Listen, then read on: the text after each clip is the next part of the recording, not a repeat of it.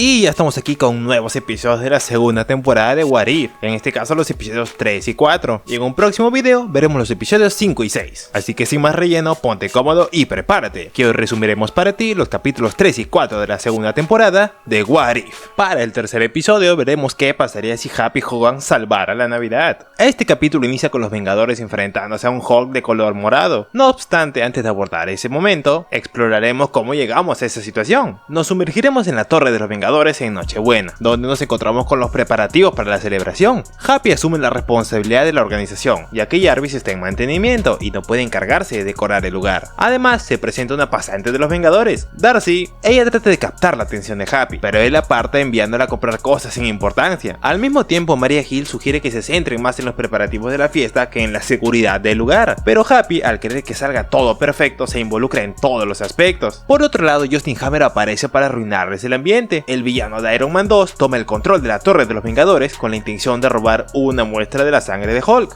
ya que según él, Hulk es 10 veces más inteligente que Tony Stark, y con esa muestra de sangre podría volverse más poderoso que inclusive 12 Capitanes América. Lo vemos intentar ingresar al laboratorio, pero Happy lo detecta y avisa a María. Mientras él se desliza por los conductos de ventilación, llega al laboratorio en búsqueda del suero de Hulk. Sin embargo, debido a su torpeza, termina inyectándose inadvertidamente una pequeña muestra de esa propia sangre, tornándose morado poco a poco. En otra instancia, capturan a María, y la responsabilidad recae en Happy de contactar a los Vengadores para pedir ayuda. Inicialmente recurre a Natasha, quien está ocupada enfrentándose a una ex agente de Hydra y no puede ofrecer asistencia. El siguiente intento es con Tony, disfrazado de Papá Noel, pero este se encuentra ocupado en una actividad con Steve Rogers. Su última opción fue Bruce Banner, pero este estaba en medio de una discusión con Clint Barton, lo que lleva a su desesperación y termina por romper su propio celular. Como último recurso, utiliza su walkie-talkie para comunicarse con Darcy, quien se encontraba fuera de la torre. Le pide a Darcy que descienda al sótano del edificio y reactive a Jarvis. A su llegada, mientras buscaba una copia de seguridad de la inteligencia artificial, Darcy es capturada por uno de los robots de la torre.